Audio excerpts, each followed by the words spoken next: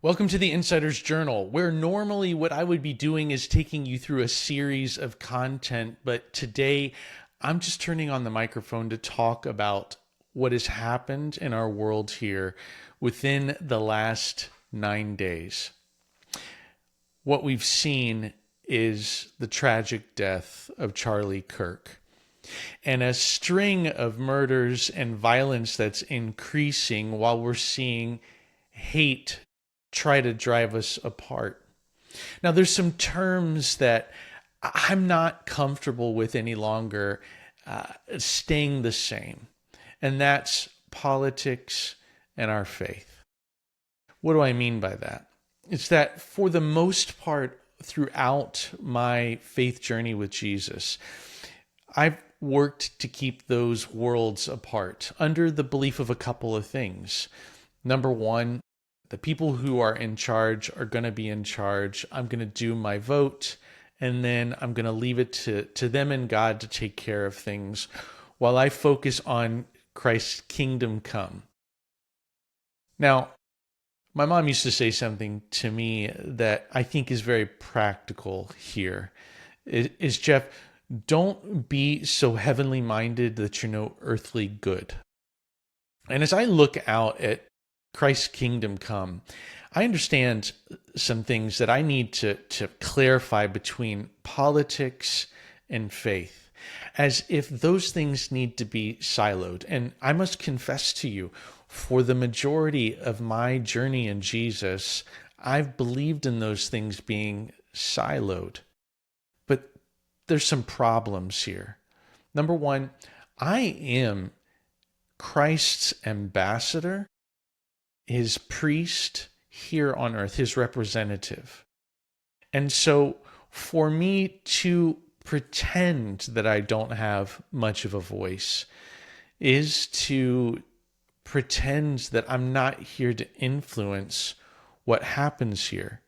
Let me take you back to what we talk about in the Master's Program to make the point. When Jesus sent the apostles out 2 by 2, what did he tell them to do? He told them that they were going to have to push back the enemy, then bring the gospel of the kingdom. And so in every place with which our leadership shows up, whether we're talking about abortion, sexual slavery, homelessness, malnourished children that don't have food, or fatherlessness, all of these things are devised evil by our enemy, Satan. And because of that, the pervasiveness of these things are continuing to grow. In fact, what we are seeing right now is in the final days, the love of many will grow cold. And what we are seeing that is incredible. This amount of isolation, meaning that being away from people and then categorizing them and then vilifying them and then deciding that the only answer is to shoot them in the neck and believe that their voice should not be heard is of the devil. I mourned deeply last week seeing the very graphic video of Charlie Kirk being shot. Now, I'm not here, and we're not going to make statements as which to say that you should sign up for everything that Charlie Kirk ever said. No, and I'm not saying that, and nor would I tell you to sign up for everything Bob Shank said or everything that Jeff Gearhart said. No, you know, the point of the Bereans, by the way, back in the New Testament, was that they were there to hold the guy who was speaking accountable against the word of God. And you should do the same with me. But while I'm telling you I'm lamenting right now Charlie Kirk's death, what I'm really lamenting is the fact that we're seeing the First Amendment be broken down.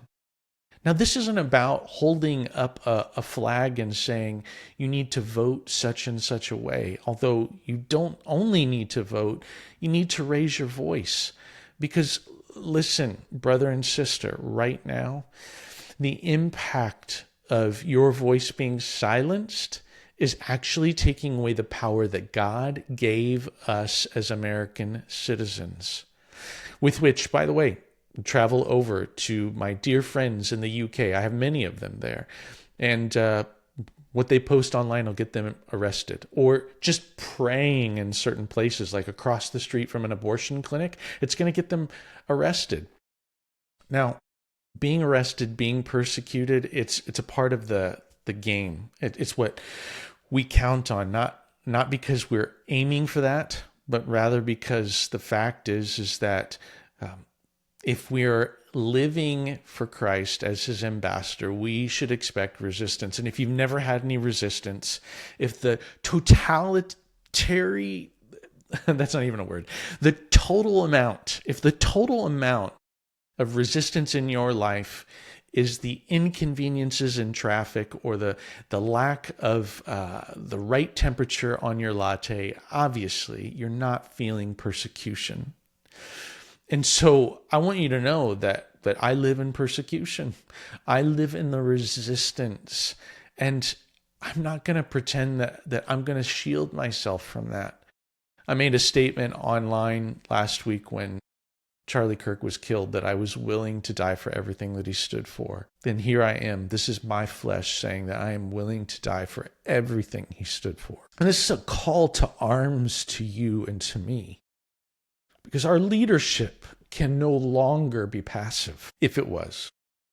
But if it is, you've got to decide that this process is a spiritual war. It's a spiritual war. And the enemy would have you believe all sorts of things to nullify, if not completely neuter your ability to lead. Let me be clear with you. If you don't have resistance, you're not leading. If you're not disappointing someone, you are not leading. If you don't have conflict, you don't have a client. Your ability to stand up requires you to have an opinion. And I'm here telling you that God gave us the blessing of these inalienable rights that have been created in our current system. And how long they last will be up to God's blessing and decision in our work. And you have to speak up. You have to stand in the public square. You've got to start talking out loud. And we need to talk a little bit about what that talking out loud looks like. But before I go there, if you have any misgivings about thinking that your voice, because of your faith, does not land you in politics, you and I have been deluded. We have been completely the wool pulled over our eyes. The wool pulled over our eyes to the point with which the enemy is perfectly happy for you and I to worship the gods of comfort and safety, to get on our knees in front of that Baal idol and worship. Can I stay safe? Can I pretend that nothing's going on around me? Well, I cannot, and I will not. I will not pretend that this world is already God's kingdom come. Your choice now is to be a kingdom leader. And we've been calling you into kingdom leadership all this time. But that leadership must withstand the fire of our enemy and what our enemy is working towards. And to be clear, this enemy is not any human. This enemy is spiritual. And yes, it's true that those forces are not only interceding in humans' lives, they're interceding in Christians' lives. They're impacting believers to the place with which they are allowing themselves delusions. Listen, if your pastor did not talk about what happened with Charlie Kirk last Sunday, I think you have to question some things. I think you have to question where you're at. I think you should question me if I don't raise this point right now. Not because I'm about your vote, because you know what I am about? I am about your voice and I am about your leadership. And it is time to decide that we take these rights, so long as we have them as Americans, to push back on the enemy, to stand against things that are flat wrong. Trans ideology is flat wrong. It is two middle fingers to our God saying, I do not like the way you created me. And listen, I too have felt this way. God, I don't like the way you created me. Every human goes through that. Every human goes through moments of saying, God, I wish you would have given me this skill or this feature. And I didn't get all the features, and neither did you. But so long as we allow these things to continue, the mutilation of genitalia of our children, and saying that that's just your truth. Bob did a fantastic point of view that you should read that came out on the Monday edition of this week's release. I challenge you to go back to it, because if it's all my truth, then there's no such thing as perjury, and there's no such thing as an absolute. Look, all of these things in this delusion is putting us in a place where I'm not even really concerned about the economy, although you can forget about America's grand economy when this continues, if this continues. You can forget about all the good things that we've got in this marketplace. You know, people like the guy that's running for mayor, Mamdani, in New York City. He's the first of many, by the way. And I want you to understand that this generation that's coming up and their resistance to what's happening, it has some merit. Okay? Their pushback with us is to say that they have not had the economic opportunities. And while inflation and the way that we've printed money since 2008 is just blown up, we see a marketplace where not many of them have the ability to rent. To own a home. They have to rent homes. They have so low an ability to actually exercise that the ability that I had at a much younger age in a marketplace and an economy that grew fast that I could join.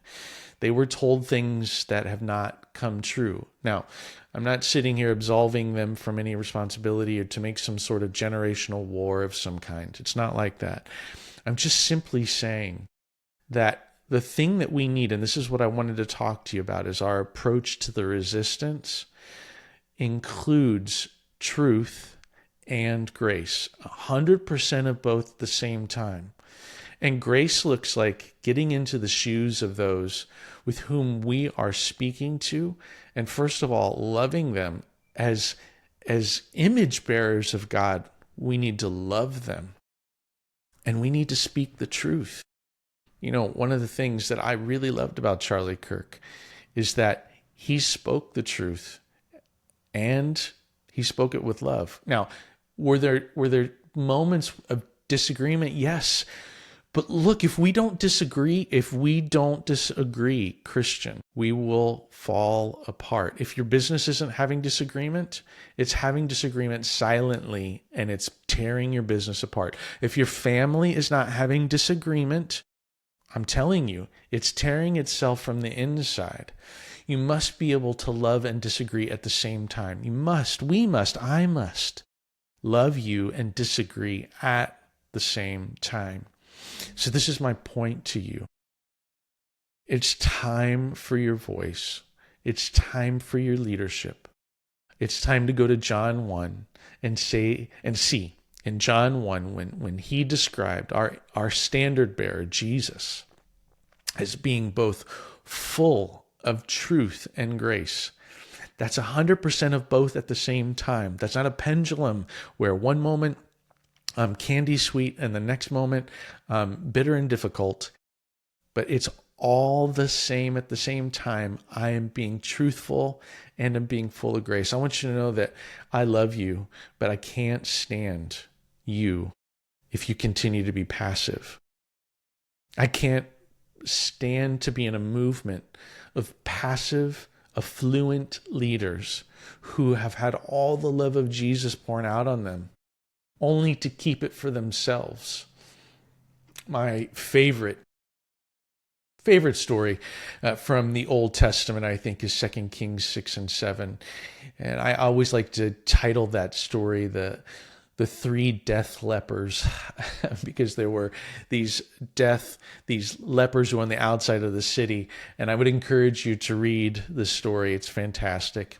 Fantastic story of God's provision. But the quick version of that story is these lepers who are on the outside of the city decide that they're going to go to the enemy's camp because they're going to die starving on the outside of the city. And they decide, you know what, we're going to die here as lepers, or we're going to go out to the enemy's camp and they're going to feed us, so they're going to kill us, but we're going to get it over with.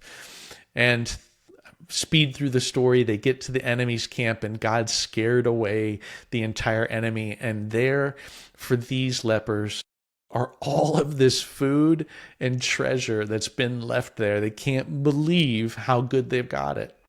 And so they start stuffing their faces until they realize that all the people back in the city are starving and need all of these resources. And so they decide to go back to the king of Samaria and say, you got to go find all of this food and treasure here for us. God has saved us. Look at you and I have been given so much. We've been given way too much for us to deny it. And for some of you, your wealth has made you feel guilty to the point with which you don't know what to do. And I'm just telling you, it's time to lead. It's time to lean in.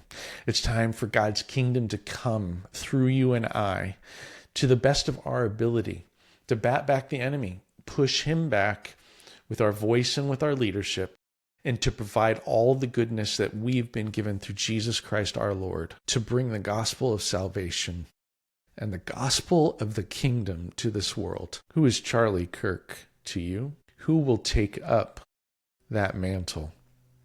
Will we leave it to someone like Ben Shapiro, who I can respect plenty, but he does not know Jesus? Will you leave it to those types to push back the enemy? Or will you decide that in your world, with all the influence that you've got, that you will see God's kingdom come through your leadership? Let's go.